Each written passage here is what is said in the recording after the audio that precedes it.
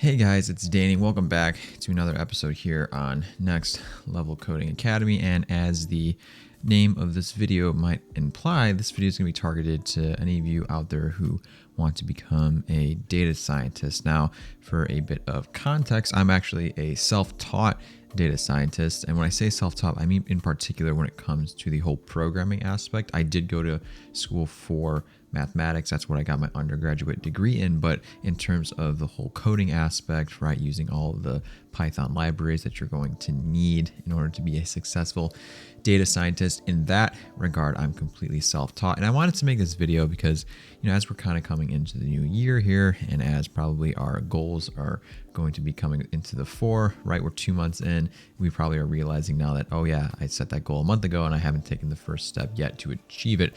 For any of you out there who are thinking about becoming a data scientist or have aspirations or desires to break into the field of data science in today's day and age, and quite frankly, in my opinion, there's no better time to break into the data science industry because of the sheer amount of data that we're producing every single year. And there's plenty of statistics to back this up. I think it was like in the year 2018, 2019, we had produced the cumulative amount of data of the entirety of human history combined that 1 year. And we've only continued to double ever since then. And I'll even throw up a quick screenshot here of how much data humanity produced last year. So all I have to say, there's a very big need for data scientists out there, and it's a very viable career path. I think the average salary of a data scientist is, well over 100,000. If you're looking at a senior data scientist role, you're probably looking at closer to 150K per year. So it's a very viable, very sustainable, and in my opinion, a very fun field to break into. But in this video, I want to provide 5 different things that you're going to must have, 5 different skills that you must possess as a data scientist to be able to really break into that field and not only hit the ground running at whichever employer decides to hire you, but to also be a valuable asset to that team overall. And so I just wanted to break down this list of 5 things, and just to be able to give you guys an idea of what you should be looking at, what you should be studying, what you should be following, or rather, if you're taking a boot camp, what the boot camp should be teaching you to give you the best chance of landing a data science job in 2025. So jumping right in, the first thing that you're going to want to make sure you have as a data scientist is a good statistical foundation. And so when I mean statistical, I mean the field of literally statistics, right? And probably most likely some math, right? Calculus would be a huge plus if you guys were to go into this field, but for sure statistics is going to be the probably chief mathematical field you're going to want to master in this realm. And in particular, I would say probably 3 subfields of statistics, or rather just 3 fields of statistics if you don't want to spend a whole semester taking a statistics course. The 3 areas of statistics I would recommend is number 1, just basic probability, right? And when I mean basic probability, given conditional probability, like I just said, right, given that condition A is going to occur, or rather given that condition A has a certain probability of happening, what is the probability that B will occur, right? So conditional probability, Bayesian statistics, right, which I like to refer to as like reverse conditional probability. So like given A, what's the probability that B would occur? Bayesian statistics would look at given that B has occurred, what is the probability, or given that B has occurred, what is the probability that A has occurred as well. And so being able to understand and differentiate those things in your mind, also counting, right? Choosing permutations, right? N choose K, P choose K, et cetera, et cetera. Those are going to be valuable things that probably employers will want to make sure you know and understand when going into any data science role. The second area I would say would really benefit any data scientist to have at least a fundamental, maybe not fundamental, just a service level understanding of, I would say, would be hypothesis testing, right? So being able to perform statistical tests to see if truly a statistical significance is found, right? So understanding your p-values, understanding your z-scores, and how all those relate to one another, that's going to be something that's going to be very impressive to place on your resume. It's going to be something that employers will look at and that they'll definitely not shy away from, but rather lean into you as a candidate, because I feel that a lot of people focus so much on the programming aspect of becoming a data scientist, they tend to perhaps neglect some of the more fundamental statistics that you should know. So hypothesis testing, in my opinion, would be something you could study to really kind of set yourself apart from the pack. And then the third thing I would definitely make sure I understand and have a good idea of is the whole concept of correlation, right? Businesses are going to want to look at statistical insights, particularly when it comes to what's driving their revenue, or even perhaps more importantly, what's hindering their growth, right? And so being able to understand concepts like R squared, Pearson's coefficient, what does it actually mean for something to be correlated, how you could use hypothesis testing to be able to prove that. Having a good understanding of all of those things combined is really what's going to sort of bolster the statistics foundation that you have as a data scientist to, again, help separate you from the pack. And now I kind of alluded this to just before, but the second thing you're going to want to make sure you have in addition to the statistical foundation is an understanding of a coding language, and in particular Python. You could maybe argue that R is also a good coding language to possess. R is pretty much exclusively, to my understanding, used for statistics and for data scientists and for statistical modelers. But I just feel like in general, if you're going to learn a coding language, it's going to be more worth your time to learn Python just because of its sheer viability and applicability when it comes to other areas of coding. Right? For example, maybe you start down this path of Python and you're like a year into your data scientist role and figure, you know what, I like to give backend engineering a try, right? I like to learn how to develop APIs. Well, you can use the Flask framework within Python, but to my knowledge, there's really no API framework available in R. Like that just doesn't make much sense. Like you wouldn't learn R to be able to build APIs. Like literally, I think that's impossible. So having a good understanding of the Python programming language is going to be crucial. It's going to be key. And to be able to really land a data scientist job, you're definitely going to have to go through some kind of technical assessment, technical interview, and probably they're going to test you on your ability to program in Python, probably via a classic LeetCode style DSA type of interview. And there's plenty of resources online to be able to help you to study that. But having a good understanding of Python is going to be key when you're trying to break into a data scientist role within the industry. And that kind of leads us nicely into our third point. And that's going to be, you're going to want to also have a very good understanding of the different Python libraries when it comes to data, right? Or even statistics. So the few libraries I would suggest you study would be the stats models library, the math library, the pandas library, the NumPy library a little bit to be able to understand the concept of arrays and matrices. Python kind of is like built literally on the NumPy library. So if I was going to spend time mastering either pandas or NumPy, I probably would choose pandas just because there's a lot of more functionality and variability in terms of what you can get out of pandas if you truly understand how to manipulate data frames. But NumPy is still a very good library that you're going to want to understand. And finally, scikit-learn, understanding the basics of machine learning, which we'll get into in a subsequent point, but that'll also be an additional library I would make sure I understand. In addition, Matplotlib and Seaborn for data visualization, which again we will get into subsequent points. So there's a whole host of libraries you're going to want to make sure you understand. But when it comes to pure raw data, I would definitely spend my time understanding pandas. And O'Reilly, the book publisher, actually has a really great book that I myself have read. I believe it's called Python for Data Analysis. They've probably come up with a very, very much updated version. I'll go ahead and actually link that down in the description below. I found it to be extremely useful going through it, being able to understand how to perform different manipulations on data, how to sort of interact with CSV files to be able to get the data into a certain format that's going to help me later on down the road, whether it be via modeling or even just data visualization, to be able to present the data to the interested parties who have asked you to perform that analysis to begin with. So very much so, I would understand all the big data libraries, and there will be resources out there of what those libraries are. And so as I alluded to earlier, the fourth point and the fourth thing that I would definitely make sure I have a good understanding of is data visualization. Now, as an analyst, it might be easy to look at a set of numbers and readily make a conclusion or draw a conclusion from what you see in the data, right? If two things are correlated, if two things are increasing together or decreasing together.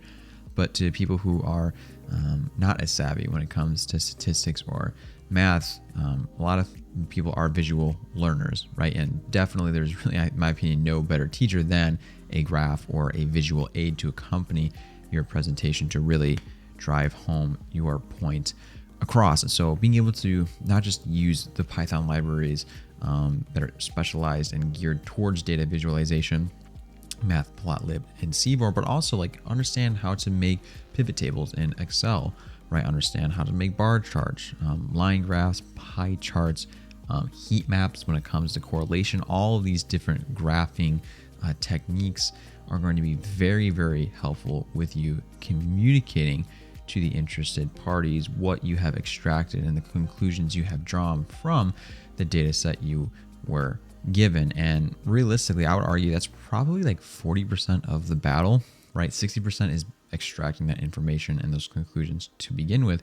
But if you can't tell a story with the data, right? These presentations in data are very much storytelling. And if you can't communicate the conclusion in a concise way, people are just going to be confused, right? And that's probably the biggest threat to your job, is people just not being able to understand like what you're even saying, right? They're going to think you're crazy. They're not going to understand your conclusions, and ultimately maybe you'll lose your job over that, right?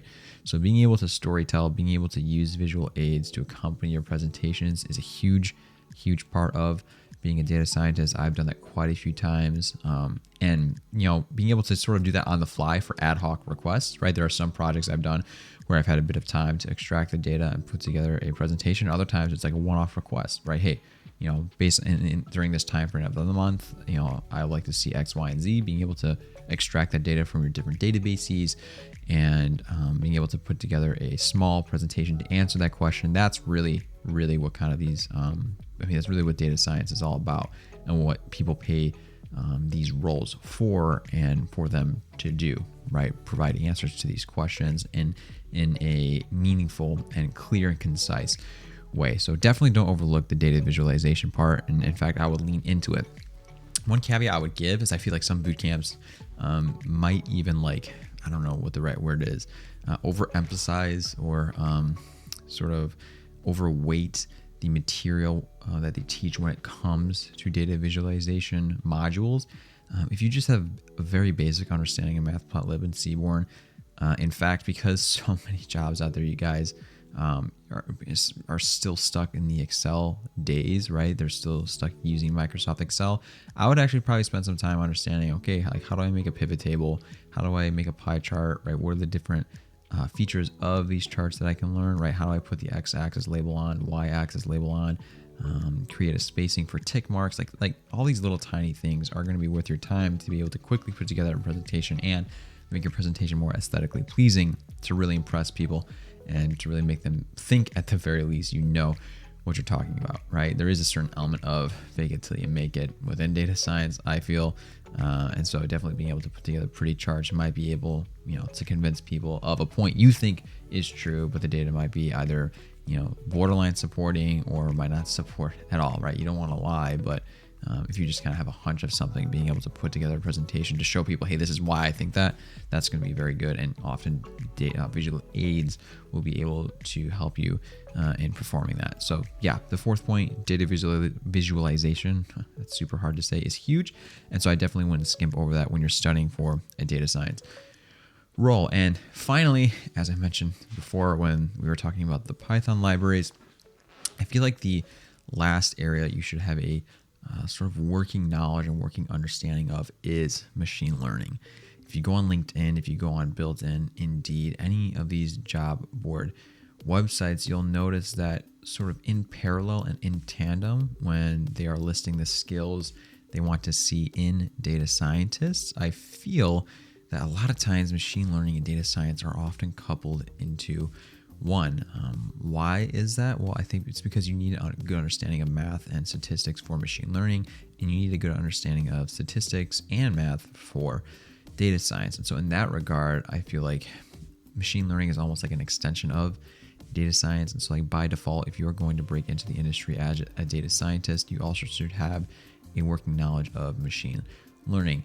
Now, that's not to say you should go to the extent of becoming a machine learning engineer, right? Being able to like tune hyperparameters to a extremely specific level to create the best model possible. But you probably should have a working understanding of concepts like linear regression, logistic regression when it comes to classification, multi-class classification, support vector machines, decision trees, random forests, neural networks, even if you're that audacious and daring. Being able to have an understanding of those, I think, will really set you apart from the pack, or at least make your resume that much more appealing to potential employers.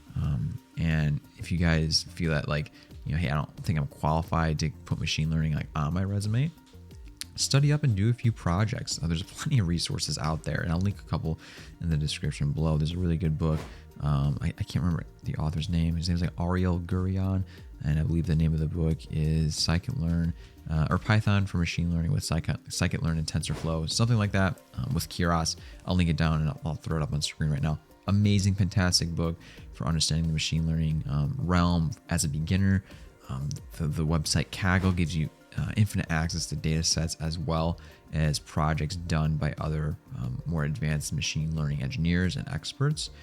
And so being able to look at those for inspiration and understand kind of their thought process, why they're doing what they're doing, why the math of what they're doing makes sense. Like, that's going to be something that's going to be huge, and that I would take the time to really truly understand. And I mentioned this before in the Python library point, which I believe is point 3. Like, scikit-learn is going to be the big library you're going to want to make sure you know, right? Being able to understand how you can split data sets, how to you predict with a model, how to train a model, right? How to use cross-validation, right? All these things are going to be very, very valuable and very, very desirable skills that you will possess and kind of must have to be a competitive candidate within the data science industry. And again, why I think these 5 points are relevant is because I'm a self-taught data scientist, right? I was able to actually break into the industry without having majored in this field, without having gone to school for computer science, right? I did go to school for math, so I did have that